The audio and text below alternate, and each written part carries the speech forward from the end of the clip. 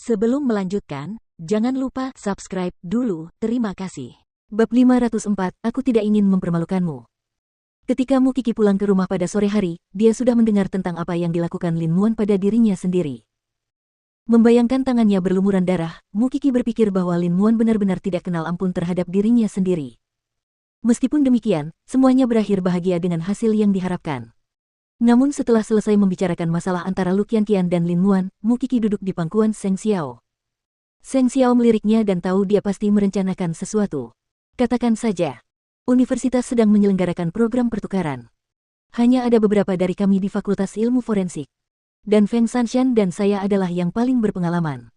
Jadi, kami dipilih untuk mewakili fakultas kami.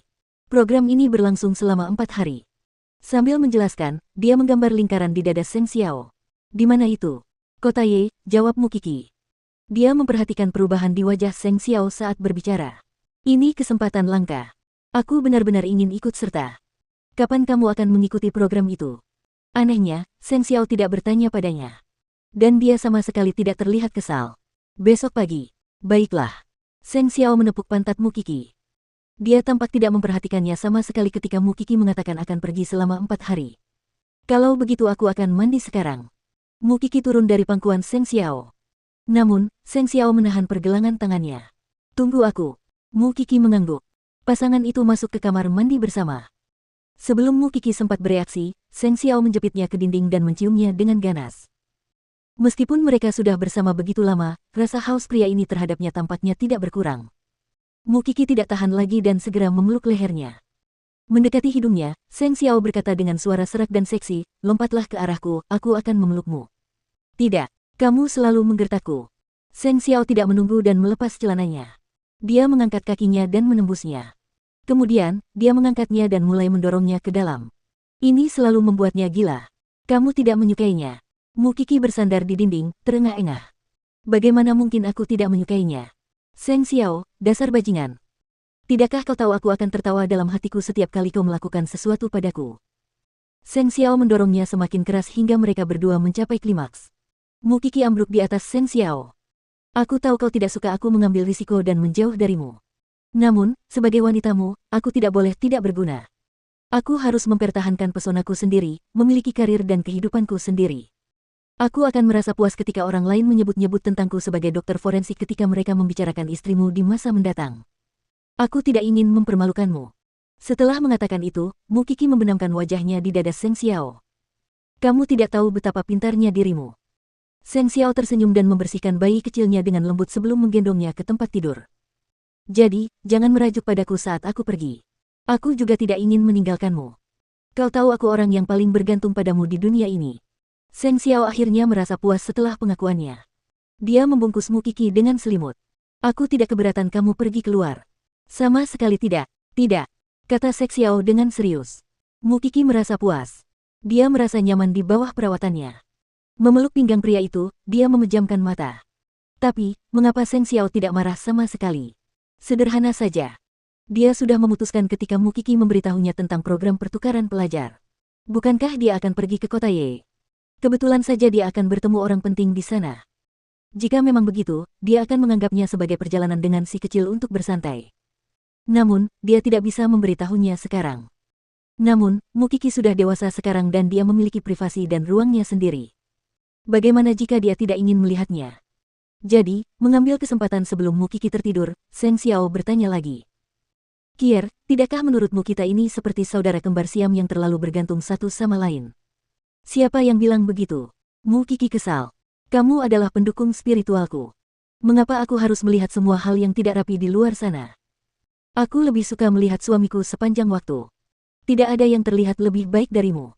Apakah kamu tidak akan merasa kewalahan? Apakah kamu tidak menginginkan privasi? Aku juga menginginkannya.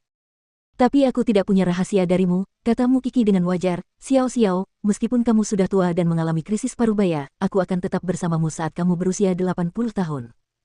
Sebenarnya, akulah yang seharusnya khawatir kamu akan bosan padaku. Bagaimanapun, kamu adalah Seng Xiao yang tak terkalahkan. Seng Xiao terdiam. Tua. Krisis parubaya. Si kecil ini pasti sangat bosan dengan hidupnya. Rupanya, bukan hanya dia yang merasa khawatir. Mereka berdua merasa saling membutuhkan dan tidak ingin berpisah. Dia pikir dia sakit mental. Dia takut Xiaoqiar tidak tahan dengan keinginannya untuk mengendalikan. Namun, melihat Xiaoqiar begitu ingin bergantung padanya, Seng Xiao merasa lega. Mungkin karena dia terlalu mencintainya sehingga dia takut akan menyakitinya. Melihat si kecil tertidur, Seng Xiao memegang kedua pipinya. Seumur hidup itu panjang. Jangan sampai aku bosan. Ya. Mu Qi mendengar sesuatu dan menjawab secara naluriah dengan mata tertutup. Kemudian, dia memeluk Seng Xiao lebih erat tanpa sadar. Di sisi lain, Seng Kai tidak pulang ke rumah sejak makan malam amal. Rumornya terlalu buruk sehingga dia tidak ingin melihat wajah Gu Ziling untuk sementara waktu.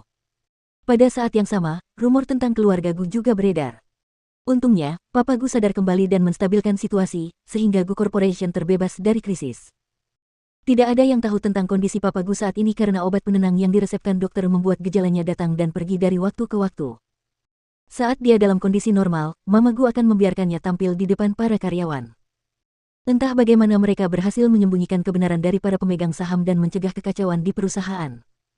Setelah mengetahui situasi di perusahaan Gu telah membaik, sikap kakek Seng terhadap Gu Ziling melunak. Namun, dia tidak lagi mempercayainya seperti dulu. Bagaimanapun, dia telah menikah dengan keluarga Seng secara sah. Kakek Seng harus menghormati keluarga Gu. Oleh karena itu, saat makan malam, dia berkata kepada Gu Ziling, kamu harus mengunjungi kakak kedua nanti. Kalian adalah suami istri, seharusnya tidak ada yang tidak bisa diselesaikan. Jika kalian terus berperang dingin dengannya, kapan aku bisa melihat cicitku? Baiklah, kakek. Jika sebelumnya, Gu Ziling tidak akan melakukan hal yang hina seperti itu untuk mematuhinya. Namun, situasinya sekarang telah berubah. Dan memanfaatkan ketidakhadiran Seng Kai, Seng Bowen kembali menyinggung masalah itu. Kakek, kolaborasi dengan Tiffany dan Co. Jangan bicara apa-apa lagi. Dengarkan saja kakak kedua, kata kakek Seng, saya sudah membaca laporan penilaian risiko. Itu masih dalam kisaran toleransi. Huran memberi isyarat kepada kakak ketiga untuk berhenti bicara.